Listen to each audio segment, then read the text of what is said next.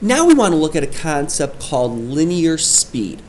And if you remember from physics, if I wanted to find the speed of something, let's say I had a person here and they were going to run 5 miles to end up here. If I wanted to find the speed of this person, I would have to know the distance and the time, and then I would divide the two together. Distance divided by time gives me the rate or the speed that the person goes. And we can think of this very logically from a mathematical perspective from what you applied back either in physics or chemistry.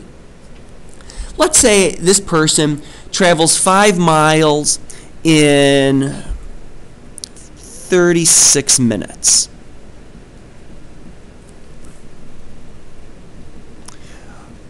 What is the speed in feet per second? So the way that you would do this is you would take your starting distance, 5 miles, and you put that over 1, and then you would find a factor that would get you something in terms of feet. And we know that there are 5,280 feet in 1 mile. So the question we asked ourselves was, do we put 5,280 feet over 1 mile, or is it 1 mile or over 5,280 feet? And the way you determine the way that it would go is you would want your units to cancel. So now I've got my measurement in terms of feet. Now let's write it in terms of seconds. And actually I could have started off right off the bat here. Instead of putting 1 here, put in 36 minutes since I'm given the time right there. So then I want to convert that minutes to seconds. I know that 1 minute is 60 seconds. So then minutes cancel. And now I've got a system that is feet per second. I can put that into my calculator and solve that out. So 5 times 5,280 is going to give me 26,400. The denominator, when I multiply 36 times 60, is going to give me 2160. And dividing those two numbers together, I end up with 12.22. And that's in feet per second. So if a person ran in a straight line for 5 miles in 36 minutes, the speed in feet per second would be 12.222 feet per second. We want to take that same exact concept, and let's say the person was running around in a circle. So here's my coordinate plane. I'm going to put a circle right here. And let's say the person starts off right here, and they're going to run around the circle and end up right back there. I want to know how fast did they go around the circle.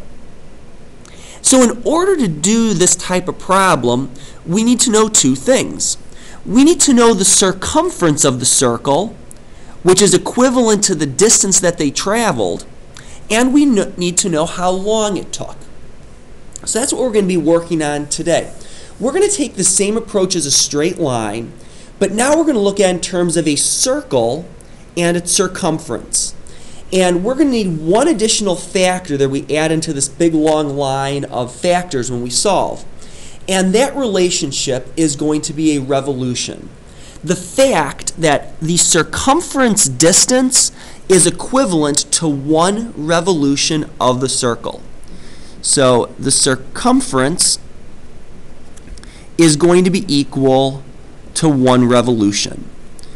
So revolution is going to be a term that we're going to be using a lot. So the circumference is going to be equal to the revolution. So now if we take out our notes and we look at the linear speed piece, this is the concept that we're taking with a circle, and we want to know if something travels in a path of a circle, what is the rate that this object is going to travel. So as I said, what we need to know is the circumference, and we're going to tie that to a revolution. Now, in order to find the circumference, we know that's equal to 2 pi r. So the factor that we are going to use is tying 2 pi r to 1 revolution. So whenever we use linear speed, we're going to have our feet and our minutes and our seconds and all those different types of relationships that we had back in physics and chemistry. But the new one that we're going to tie in is we're going to have 2 pi times the radius over 1 revolution, or we could have 1 revolution over 2 pi times the radius. And really all this is saying right here is the circumference is the same thing as 1 revolution. Just like I would, if I were to have a line and say 12 inches over 1 foot is a factor, and they mean the same thing, the circumference, or 2 pi times the radius, is the same thing as a revolution. So let's look at 2 examples. The second hand on a clock is 8 centimeters long. Find the linear speed in centimeters per second of the tip as it passes around the clock face. So if I were to look at a clock here, the second hand goes like this, and we're saying this is 8 centimeters long. And I want to know the rate as it goes around the circle. So let's start with what we know. We're going to use linear speed for this, since I want to find the rate at which the edge is going around the circle. So let's start with the only piece of information that I know.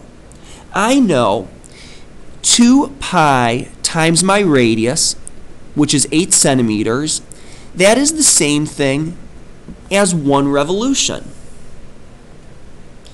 The additional piece that I know that's not specifically stated here is that the second hand of a clock takes 60 seconds to go around the circle.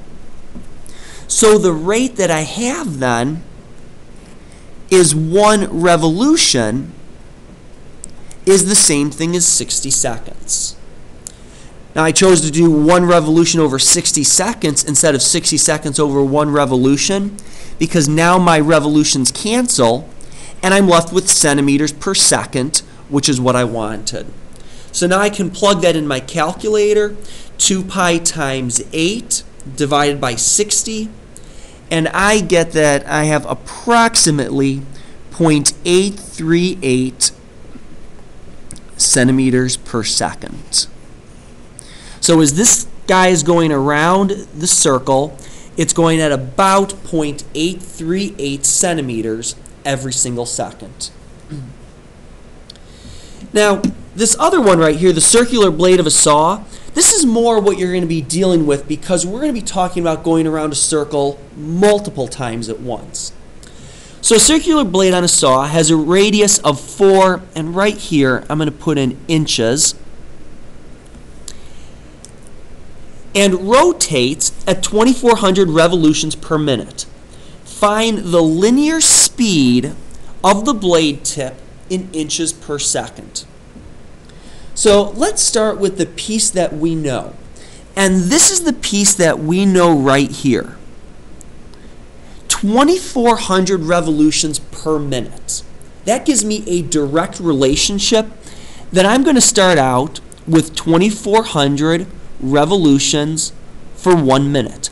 There's no question, is it 1 minute over 2,400 revolutions? It clearly states 2,400 revolutions per minute. 2,400 revolutions over 1 minute.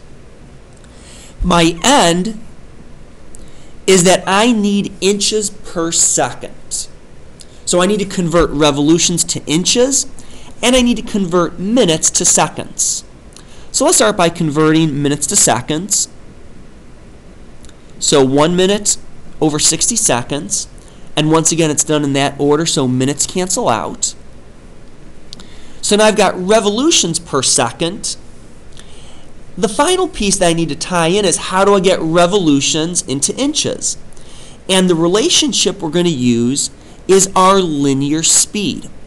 We know that linear speed from right up here says 2 pi times the radius for 1 revolution. And I tell you right here we've got a radius of 4 inches. So 2 pi times 4 inches over 1 revolution. So right here is my linear speed factor. Revolutions cancel out, and now I'm left with inches per second.